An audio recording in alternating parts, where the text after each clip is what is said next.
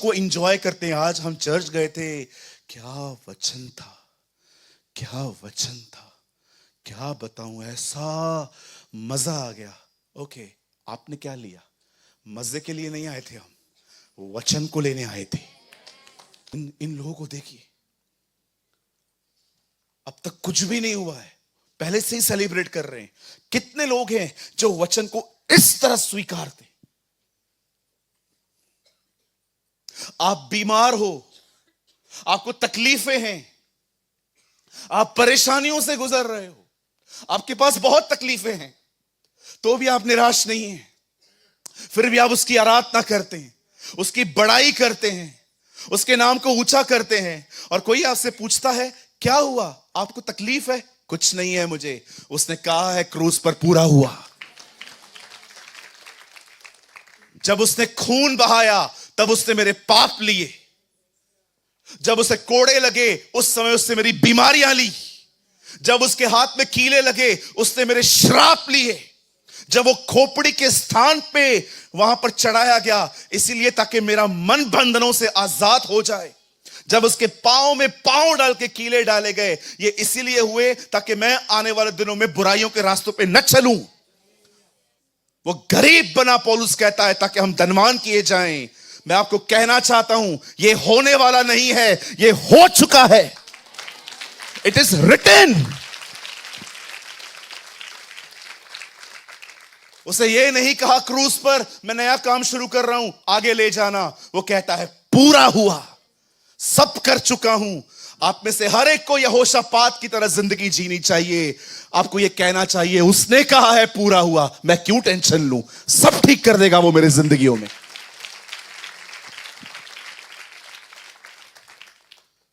आज कलीसिया की सबसे बड़ी दिक्कत पता है क्या है? कलीसिया वचन से नहीं भावनाओं से जिंदगी जी रही है। इसलिए मैंने अपनी किताब के 5 अध्यायों में घुसा घुसा के ये बातें लिखी। फीलिंग्स से बाहर आओ, बाहर आओ अपनी फीलिंग से। आपको पता है आप दुखी क्यों रहते हो, आप परेशान क्यों रहते हो? क्योंकि आप अपनी फीलिंग के साथ इतने अटैच्ड हो। आपके दिमाग में जो चलता है ना, आप उसको इतना सीरियसली ले लेते हो, आप जो महसूस करते हो। चलो एक बात सुनो, यहां देखो। एक दिन मैं चर्च में आया, मैंने आपको देखा, ये ऐसा आपको लगा, और उसके बाद मैंने अपनी शक्ल हटा दी। अब आप सोच रहे हो पता नहीं क्या प्रॉब्लम है इसको। वैसे तो ब्रदर देखते हैं, हंसते हैं, लेकिन आज क्या हुआ? आप बिलीव कीजिए, मेरे दिमाग में कुछ चल रहा था, इसलिए मैं थोड़ा परेशान था, इसलिए मैंने ऐसा बिहेव किया।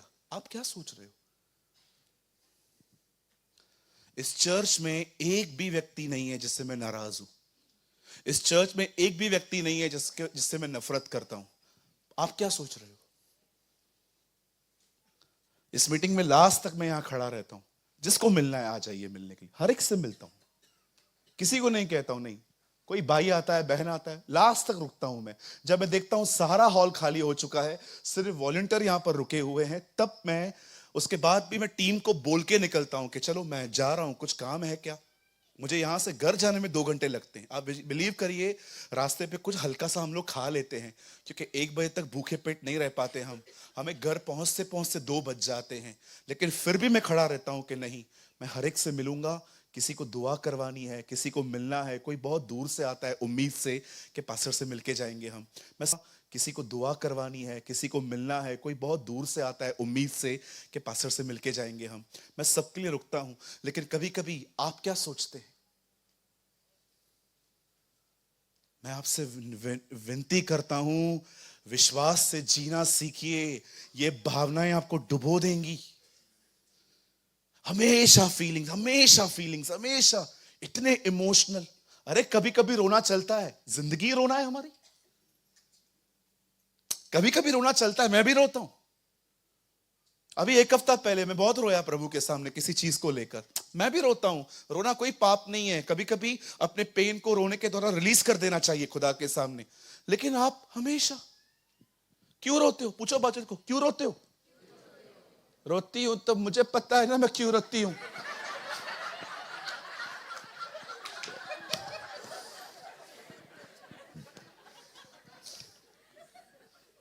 कितने लोगों ने प्रभु के वचन में ये पढ़ा है, धन्य हैं वे जो रोते ही रहते। कहां लिखा है? आज सुबह मैं सिखा रहा था जूम पे, happiness is always depend on happenings. खुशियां हमेशा कुछ होने पर निर्भर करती हैं। कुछ हो, निकेश रेफ्रिजरेटर लेके आया और बहन ने देखा फ्रिज,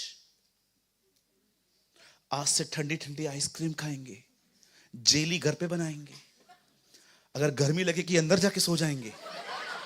ओहो, एयर कंडीशन लाया है, धन्यवाद यीशु। ये एयर कंडीशन आज नहीं तो कल तो खराब होगा। गई खुशी। अभी आईफोन 17